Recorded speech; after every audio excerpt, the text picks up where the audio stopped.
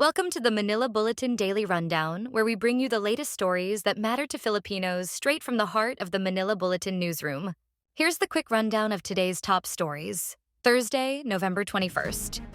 Marcos says clemency for Mary Jane on the table. Philippines to honor transfer conditions.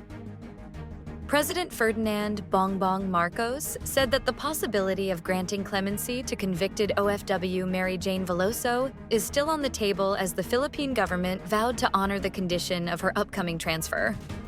Marcos claimed that Indonesia reduced Veloso's death sentence to life imprisonment during the term of then Indonesian President Joko Widodo.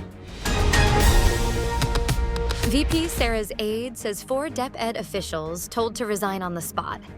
Office of the Vice President Chief of Staff Zuleika Lopez confirmed to congressmen that she, upon the orders of Vice President Sara Duterte, demanded the resignation of at least 4 DepEd officials without the benefit of due process.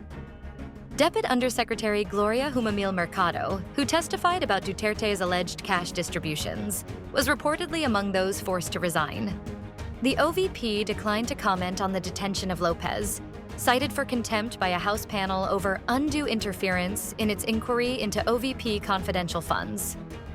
Lopez requested no statements be issued, and the OVP's response omitted Duterte's earlier pledge to join detained staff. Marcos renews vow to ensure steady Philippines power supply. President Marcos has assured Filipinos anew that his administration is committed to ensuring that the country has a steady and reliable power supply amid the rise of technology and the growing electricity demand. Marcos, during the groundbreaking of the 3,500-hectare Meralco Terra Solar Project in Gapan, Nueva Ecija, highlighted the 200 billion peso facility as a key step toward ensuring a steady and reliable power supply to meet current and future demands, while showcasing stakeholders' confidence in the country's energy potential. Over 2,000 Pampanga farmers freed from debt. President Marcos has distributed 2,939 certificates of condonation with release of mortgage and awarded 30 certificates of land ownership award to over 2,487 agrarian reform beneficiaries in Pampanga. Marcos said distributing COCROMs and CLOAs will ease farmers' struggles after recent typhoons, freeing IRBs from 206.38 million pesos in debt, including amortization and surcharges. Phivolcs unveils seismic hazard atlas to enhance quake safety. Phivolcs launched the Seismic Hazard Atlas for the design earthquake of the Philippines, a groundbreaking resource aimed at improving the safety and resilience of buildings across the country. Phivolcs said the atlas is a vital tool for earthquake-resistant design, providing detailed seismic hazard ground motion maps that will inform construction practices and urban planning, particularly in areas prone to seismic activity.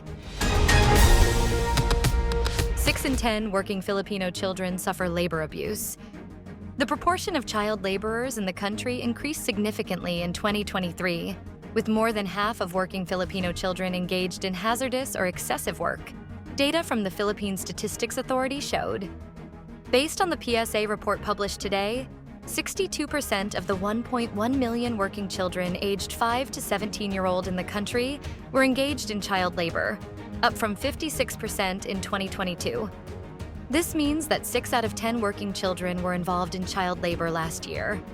The increase follows a temporary decline in child labor in 2022 from 68.4% in 2021. One Direction's Liam Payne laid to rest, bandmates attend funeral. The former members of One Direction reunited for the funeral of bandmate Liam Payne.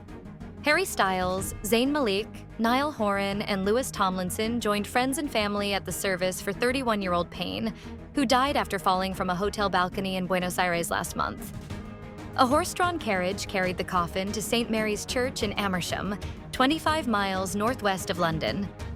Undertakers carried the dark blue casket with silver handles, topped with white roses, into the 800-year-old church for the private service. Social media ban for children below 16 introduced in Australia's parliament. Australia's communications minister introduced a world-first law into parliament that would ban children younger than 16 from social media, saying online safety was one of parents' toughest challenges. Michelle Rowland said TikTok, Facebook, Snapchat, Reddit, X, and Instagram were among the platforms that would face fines of up to 50 million Australian dollars for systemic failures to prevent young children from holding accounts. Stay updated with the latest news. Visit our website at www.mb.com.ph or follow us on social media.